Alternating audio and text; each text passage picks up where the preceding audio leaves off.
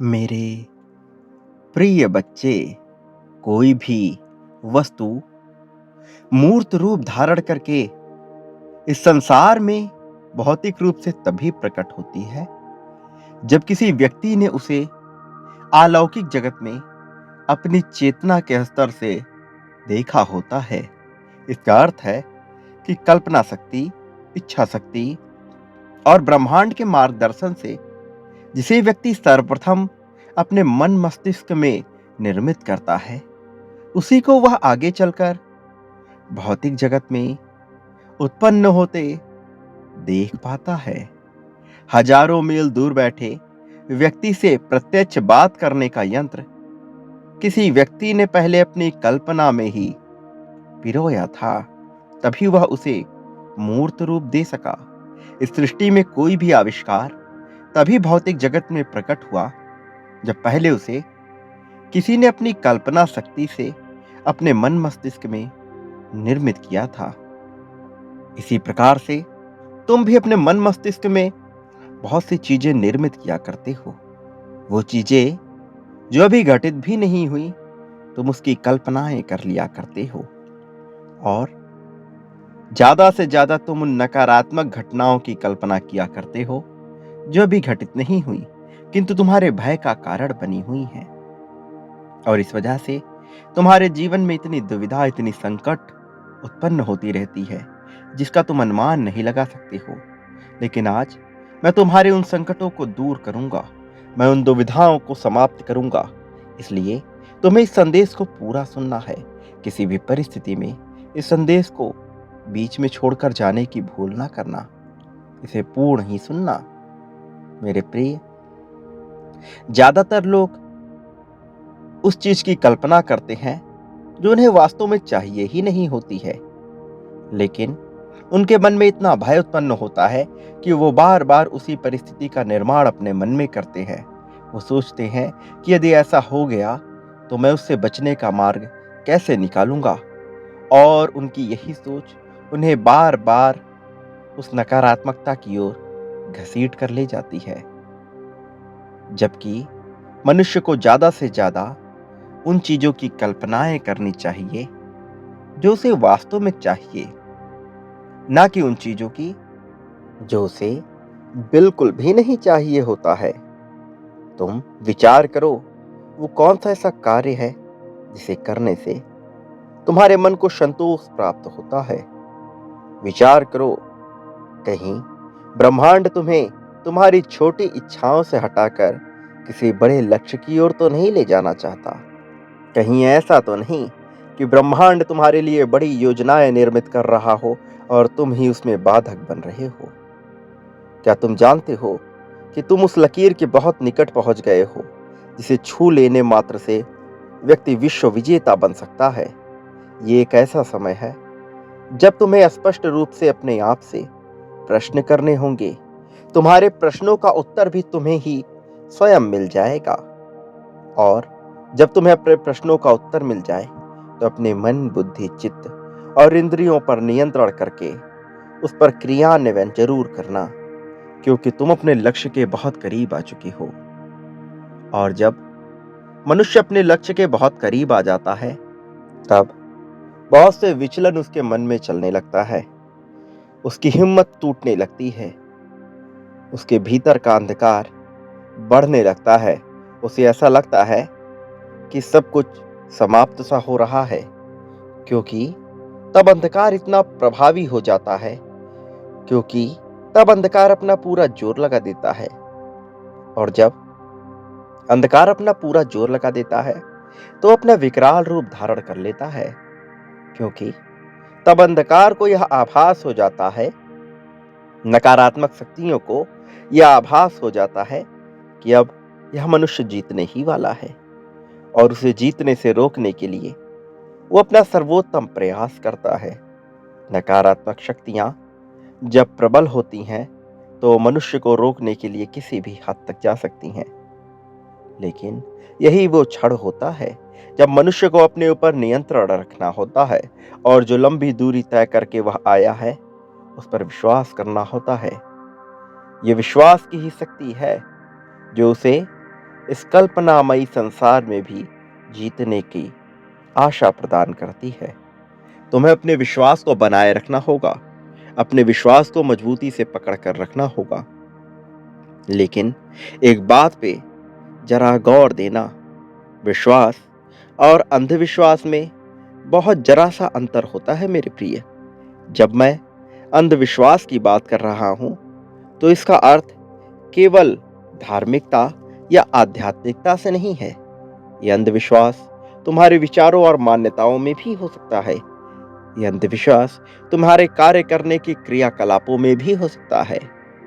क्या तुम भयवश धर्म का पालन कर रहे हो, या फिर अधर्म के मार्ग पर चलना ही तुम्हारा नैसर्गिक सत्य है? तुम्हें तय करना होगा। क्या तुम समाज द्वारा बनाए गए धर्म का पालन कर रहे हो, या फिर मनुष्य धर्म को जो प्रदान किया गया है उस वास्तविक धर्म का पालन कर रहे हो? जिस प्रकार एक बिच्छू का धर्म होता है काटना, डंक मारना, जिस प्रकार एक वृक्ष का धर्म होता है जड़त्व रूप में होते हुए भी अपनी प्रगति करना ताकि दूसरों को लाभ पहुंच सके, एक वृक्ष अपने फल को कभी नहीं खाता, अपने द्वारा उत्पन्न पौधों का स्वयं उपभोग नहीं करता, वो उसकी सुगंध में मंत्रमुग्ध नहीं हो जाता। इसका उपयोग मनुष्यों, पशुओं और विभिन्न जीवों द्वारा किया जाता है। उसी प्रकार से मनुष्य का भी एक धर्म होता है, जो धर्म उसके सभी रिश्तों, उसकी सभी चाहतों, इन सब से बहुत ऊपर होता है। तुम्हें उस वास्तविक धर्म को समझना है। तुम्हें यह शरीर प्रदान किया गया है, इसके पीछे एक कारण है। वास्तव में तुम केवल यह शरीर मात्र नहीं हो। इस शरीर के होने तक तुम्हारी चेतना है, किंतु इस शरीर से ही तुम्हारी चेतना नहीं है। इसका गूढ़ रहस्य है जो तुम्हें समझना होगा, क्योंकि तुम इस संसार में एक बहुत बड़ा उद्देश्य निहित करने आए हो, एक बहुत बड़े उद्देश्य को सार्थक करने आए हो। लेकिन यदि तुम अपने आप को ही नहीं समझोगे, तो तुम किसी भी उद्देश्य को सार्थक करने में आखिर सक्षम कैसे हो पाओगे? इसलिए सर्वप्रथम तुम्हें यह समझना है कि तुम्हारा जीवन किस प्रकार से चल रहा है। इस संसार में जो कुछ भी घटित होता है वो प्रकृति के नियमों के अधीन ही घटित होता है। तुम्हारा किसी परिस्थिति में होना या ना होना तुम्हारी किस्मत है, किंतु जो घटना घटित होनी है वो होकर रहेगी। उसमें तुम्हारे होने या तुम्हारे ना होने से कोई फर्क नहीं पड़ता। ब्रह्मांड को इस बात से फर्क नहीं पड़ता कि कौन यहाँ उपस्थित है और कौन यहाँ उपस्थित नहीं है। नियति का जो लेख लिखा गया है वो घटित होकर रहेगा। तुम उसमें सार्थक रूप प्रदान कर सकते हो या फिर नहीं, ये चुनाव तुम्हारा है। किंतु मैं एक संरक्षक के रूप में, एक पिता के रूप में चाहता हूं कि तुम्हारी जीत हो। मैं चाहता हूं कि तुम सही मार्ग का अनुसरण करो, तुम धर्म के वास्तविक मार्ग का अनुसरण करो और अपने जीवन में उस चीज को समझो जो तुम्हारे लिए आवश्यक है, जो तुम्हारे लिए अनिवार्य है, जो तुम्हारे लिए आवश्यक नहीं है, जिसका तुमसे कोई लेना देना नहीं है। ऐसी व्यर्थ की बातों में अपना समय बिल्कुल भी बर्बाद मत करो। तुम्हारे जीवन का समय काल निश्चित है। वस्तुतः प्रत्येक व्यक्ति के जीवन का समय काल निश्चित होता है, और इस समय काल में क्या वो सार्थक बन पाएगा या नहीं बन पाएगा, ये उसका चुनाव होता है। किंतु मैं तुम्हारे दुखों को दूर करने जा रहा हूं, तुम्हारे जीवन में आ रही पीड़ाओं को समाप्त करने जा रहा हूं, और इन पीड़ाओं को समाप्त करने का वस्तुतः सही समय आ चुका है। क्योंकि यदि अभी ऐसा नहीं किया गया तो बहुत देर हो जाएगी। एक लंबा अरसा तुमने पीड़ा में गुजार दिया है, इस उम्मीद में कि एक दिन सब कुछ बेहतर हो जाएगा। प्रेम के अभाव में तुम्हारी आंखों से बहुत आंसू निकले हैं। तुम्हारे मन से जो चीख निकली है वो पीड़ा बनकर मुझ तक भी पहुंची है। तुम्हारे दर्द, तुम्हारे पुकार को मैंने पूरे मनोभाव से देखा है, मैंने महसूस किया है। मैं जानता हूं कि जब जब तुम्हारे ऊपर दुखों के बादल छाए हैं, तुमने कैसा महसूस किया है। लेकिन क्या तुम कभी अपने भीतर बसे साहस को समझ पाए? क्या तुम जान पाए कि तुम्हारे अंदर कितनी हिम्मत भरी हुई है? हर मुश्किल से मुश्किल परिस्थिति में जब मनुष्य टूट जाता है, तुम बचे रहे, तुम संभले रहे, तुमने अपने आप को संभालने पर पूरा जोर दिया। तुमने वो सब कुछ सीखने का प्रयत्न किया जो सीखना तुम्हारे लिए आवश्यक था। लेकिन क्या कमी रह गई जिसकी वजह से तुम उसे संपन्न नहीं कर सके? मेरे प्रिय, तुम्हारा साहस तुम्हें आगे बढ़ाता है, लेकिन तुम्हारे भीतर का भय जो आलस्य बनकर तुम पर छा जाता है, उसकी वजह से तुम चीजों को अधूरा छोड़ देते हो, उसे संपन्न नहीं कर पाते, और फिर तुम्हारे जीवन में प्रेम का भी अभाव रह जाता है और कुशलता का भी अभाव रह जाता है। लेकिन वो एक कार्य जिसमें तुम पूरे मनोभाव से लगे रहे और जिसमें तुम्हें विजय हासिल हुई, वो विजय विजय होकर भी जीत नहीं बन सकी। वो विजय जीत में तब्दील हो ही नहीं पाई, क्योंकि उसमें तुम्हारा मन कभी वस्तुतः लग ही नहीं पाया। तुम समझ ही नहीं पाए कि तुम्हारा जन्म क्यों हुआ था। एक निश्चित जीवन काल, एक निश्चित समय काल में होते हुए भी तुम ये नहीं समझ पाए कि तुम्हें क्या करना चाहिए था। तुम सदैव तलाश में लगे रहे, ये सही है, ये गलत है, इस तरह के क्रियाकलापों में तुमने अपना समय बर्बाद किया। मेरे प्रिय, जब इस संसार में सब कुछ मैंने ही निर्मित किया है, तो सही गलत की बात कहां से उठती है? कुछ चीजें किसी के लिए सही हो सकती है, कुछ चीजें किसी के लिए गलत हो सकती हैं। ये समय, परिस्थिति, देश, काल इत्यादि पर निर्भर करता है। लेकिन तुम्हारे लिए क्या सही है, इसका चयन तो तुम्हें ही करना चाहिए। किसी के कह देने मात्र से तुम्हें उसे मान नहीं लेना चाहिए। यदि इतिहास में किसी ने कुछ लिख दिया, तो क्या तुम उसे सत्य मान लोगे? क्या वो परम ज्ञानी रहा है? क्या वो परमात्मा रहा है? क्या तुमने कभी इसका विचार किया? यदि तुम बहुत जल्द लोगों की बातों से प्रभावित हो जाओगे, तो इस संसार में प्रगति कैसे प्राप्त करोगे? इसका कारण ये है कि जो मनुष्य बहुत जल्द अन्य मनुष्यों से प्रभावित हो जाता है, वो अपने भीतर के सूर्य को, अपने भीतर के तेज को कभी पहचान ही नहीं पाता है।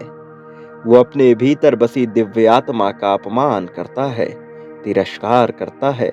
वो परमात्मा को कभी समझ ही नहीं पाता है। और जो परमात्मा को समझ जाता है, उसे तो हर जगह फूल खिलते हुए दिखाई देते हैं। उसे तो हर जगह आनंद ही आनंद नजर आने लगता है। वो कुछ करने के भाव से मुक्त हो जाता है। वो अहंकार की भावना से मुक्त हो जाता है। मैं का भाव ही उसके मन से धीरे धीरे कर समाप्त होने लगता है। वो तो जल की भांति हो जाता है, जो कहीं भी किसी भी परिस्थिति में अपने रूप को भले ही बदल ले, किंतु कभी समाप्त नहीं होता। तुम आज से इस संसार में नहीं हो, पिछले कई जन्मों से तुम मनुष्य रूप में ही हो। पिछले कई समय काल से तुम विभिन्न पंथों को मानने वाले, विभिन्न देशों में भ्रमण करने वाले, विभिन्न जगहों पर रहने वाले एक पुण्य आत्मा रहे हो। लेकिन हर बार तुम्हारी मान्यताएं, झूठी मान्यताएं, अनावश्यक व्यर्थ की मान्यताओं ने तुम्हें जकड़ रखा था। और अभी भी तुम्हारा वही दौर चल रहा है। लेकिन अब जबकि तुमने वास्तविक रूप से अध्यात्म की ओर अपने कदम बढ़ाए हैं, तो तुम मान्यताओं से ऊपर उठकर अपने जीवन को समझो। इस संसार में विभिन्न प्रकार के जीव मौजूद हैं, लेकिन उनमें से कुछ ही पुण्य आत्माएं हैं और तुम एक पुण्य आत्मा हो। जबकि तुम एक पुण्य आत्मा हो, तो तुम्हारा उद्देश्य भी छोटा नहीं हो सकता, तुम्हारा लक्ष्य भी छोटा नहीं हो सकता। इसलिए तुम्हें विचार करना है कि जो तुम मांग रहे हो, क्या वास्तविकता में तुम्हें वही चाहिए? क्या वो प्राप्त होने के बाद वो तुम्हारे लिए व्यर्थ नहीं हो जाएगा? विचार करो, पिछले कुछ समय से जो तुम मांग रहे थे, वो मिलने के बाद क्या तुम्हारे लिए वो महत्वहीन नहीं हो गया? एक मोह, लगाव के भाव ने तुम्हें उसके साथ जकड़ रखा है, लेकिन क्या वास्तविकता में उसका मूल्य वही रह गया जो तुम पहले विचार किया करते थे? इस संसार में जो कुछ भी नश्वर है, जो कुछ भी समाप्त हो जाएगा, वो कभी भी परम आनंद को प्राप्त नहीं हो सकता। वो कभी भी सत्य नहीं हो सकता। वो कभी भी धर्म नहीं हो सकता। धर्म तो केवल वही हो सकता है जो कभी समाप्त ना हो। धर्म केवल वही हो सकता है जो सदा से रहा है। तुम सदा से रहे हो, तुम आगे भी रहोगे। लेकिन यदि तुम देह भाव मात्र से जुड़े रहोगे, तो तुम कभी ये समझ ही नहीं पाओगे कि वास्तविकता में तुम कौन हो। मैं ये नहीं कहता कि तुम इस संसार को, इस माया को, सब कुछ भूल जाओ। जो इस संसार को भूल जाता है, वास्तव में वो इस संसार में रहने योग्य ही नहीं है। जब मैं तुमसे कह रहा हूं कि तुम्हें अपने उद्देश्य को समझना है, तो ये तुम्हारे भौतिक उद्देश्यों के बारे में ही है। वो भौतिक उद्देश्य जिसे पाकर तुम इस संसार में स्वयं को विजय मान बैठोगे, तुम्हें उसका फिर से विचार करना है। क्या तुम्हारी सोच थोड़ी छोटी नहीं हो रही है?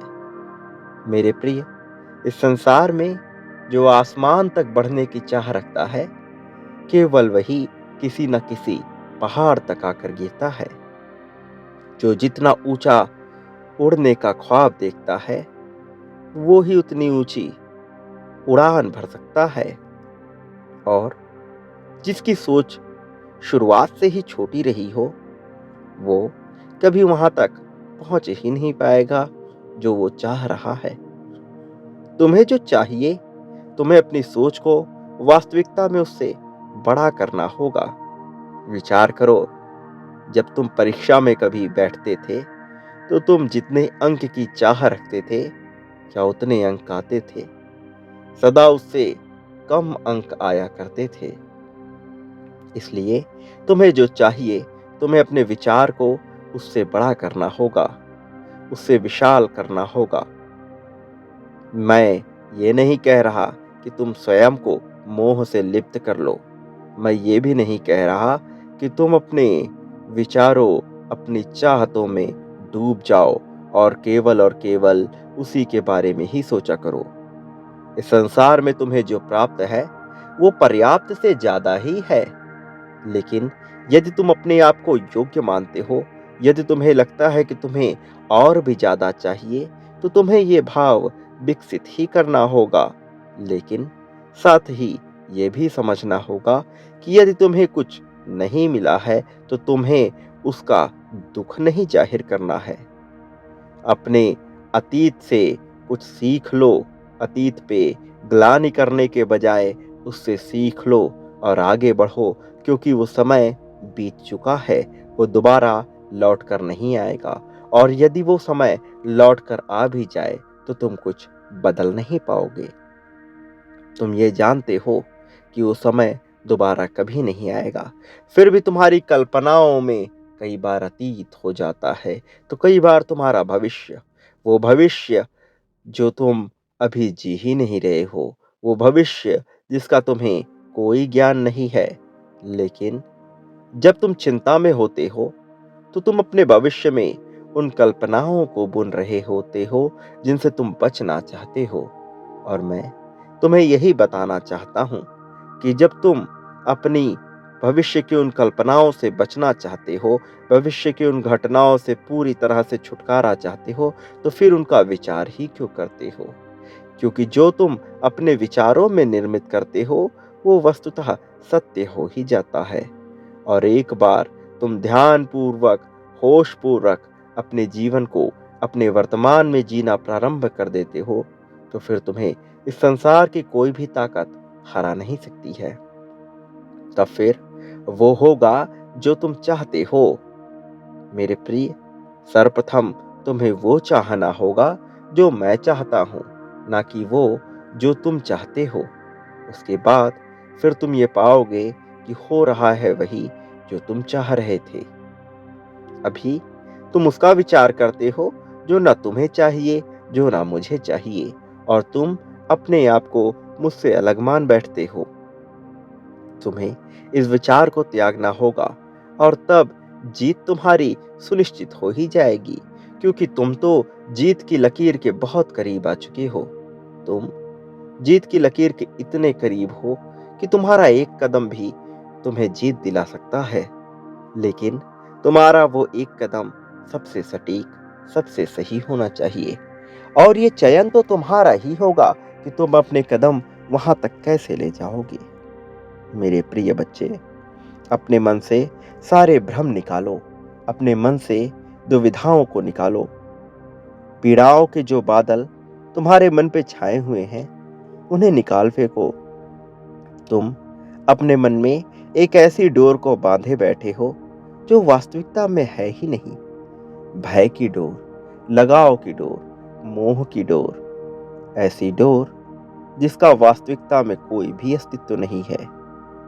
मनुष्य अपनी सोच को विशाल नहीं कर पाता, जिस वजह से वो ये जान ही नहीं पाता कि उसमें कितनी ताकत भरी हुई है। जब एक हाथी छोटा होता है तो उसे रस्सी से बांधकर एक खूंटे से बांध दिया जाता है, और फिर उसे लगने लगता है कि वो उस खूंटे को तोड़ नहीं पाएगा, क्योंकि वो चाहे कितना भी प्रयास कर ले, वो इतना छोटा होता है कि उसमें इतनी ताकत नहीं होती कि वो उसे तोड़ पाए। और इसी भाव के साथ वो अपना जीवन जीने लगता है। लेकिन जैसे जैसे वह हाथी बड़ा होता है और उसे उसी खूंटे के साथ बांधा जाता है, तब पर भी उसे ये एहसास हो जाता है कि वो उस खूंटे को तोड़ नहीं सकता है, और धीरे धीरे करके वो प्रयास करना ही छोड़ देता है। और अंततः जब वो इतना विशालकाय हो जाता है कि वो अपनी एक चाल से भी उसे तोड़ सकता है, वो उस खूंटे को नहीं तोड़ता, क्योंकि उसके मन में इतना विश्वास प्रगाढ़ हो जाता है कि वो उसे नहीं तोड़ सकता, और फिर वो उसे तोड़ने का प्रयास भी नहीं करता। ऐसा ही कुछ तुम्हारे विचारों के साथ हुआ। बचपन से तुम जहां पर रहे हो, तुम्हारी जो परिस्थितियां रही हैं, तुम्हारे आसपास के जो लोग रहे हैं, वो किताबें, वो विचार, वो संदेश, जिनकी वजह से तुम्हारे मन मस्तिष्क पे ऐसी छवि बन गई कि तुमने स्वयं को कमजोर मान लिया। तुम स्वयं को उस परम आनंद से अलग मान बैठे, और विभिन्न प्रकार के कुरीतियों में फंस गए, विभिन्न प्रकार की मान्यताओं में फंस गए। विचार करो, क्या ये मान्यताएं तुम्हें प्रगति दिला पाएंगी? क्या ये कुरीतियां तुम्हें आगे ले जा पाएंगी? तुम्हें आगे ले जाने का कार्य बहुत से दिव्य देवदूत करेंगे, और तुम्हारा अपना विश्वास करेगा, तुम्हारा सटीक सकारात्मक विश्वास। मैं ये नहीं कहता कि तुम पूरी तरह से प्रायोगिक विचार ही रखो, तार्किक विचार ही रखो, लेकिन तुम्हें यह समझना होगा कि तुम्हारे जीवन को सही दिशा देने के लिए क्या आवश्यक है। और अब जबकि तुम इस दिशा में कदम बढ़ा चुके हो, तो तुम्हें जीत दिलाना अत्यंत आवश्यक हो गया है, क्योंकि बहुत से लोग पीठ पीछे तुम्हारा उपहास उड़ाते हैं और तुम्हारे भीतर के अहंकार को समाप्त होने नहीं देना चाहते हैं। उन्हें उनके कर्मों का फल देने का समय आ गया है। समय आ गया है कि उन्हें ये सबक दिया जाए कि वो जो कर रहे हैं वो उचित नहीं है, और उससे न केवल तुम्हारा बल्कि तुम्हारे जरिए विभिन्न लोगों का जीवन बर्बाद हो सकता है। इसलिए तुम्हारा जीतना अत्यंत आवश्यक है। अब दिव्य प्रकाश आकाश से निकल चला है। तुम्हें जीत दिलाने के लिए अपने भीतर झांक कर देखो। विभिन्न ग्रहों से निकलती हुई ऊर्जाएं तुम तक पहुंच रही हैं। तुम जहां हो उस क्षेत्र में अभी एक सकारात्मक ऊर्जा पहुंच रही है। वो सकारात्मक ऊर्जा इतनी प्रभावशाली है कि उसका झटका तुम्हें महसूस होगा। ये सकारात्मक होगा, ये बिल्कुल भी नकारात्मक नहीं होगा। दिव्य प्रकाश बहुत आगे बढ़ चला है। अब जीत का सवेरा तुम्हारे जीवन में स्थान लेगा। अब दुनिया भर की झंझटों को त्याग दो। अब भय को त्याग दो। अब केवल और केवल जीत को स्वीकार करो। अपनी बाहें खोलकर सारी मान्यताओं के बंधनों को तोड़कर विभिन्न प्रकार के क्रियाकलापों जिनसे तुम्हें नकारात्मकता का विचार आता है उनका त्याग करो और सकारात्मकता को पकड़ लो। किसी भी प्रकार की बेड़ियां अपने मन में नहीं बांधनी है। तुम्हारा मन गलत नहीं है। तुम्हारा मन बिल्कुल भी विषाक्त नहीं है।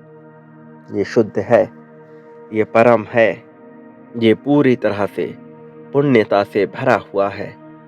अब अपने जीवन में दिव्य आत्मा को स्थान दे दो मेरे प्रिय बच्चे।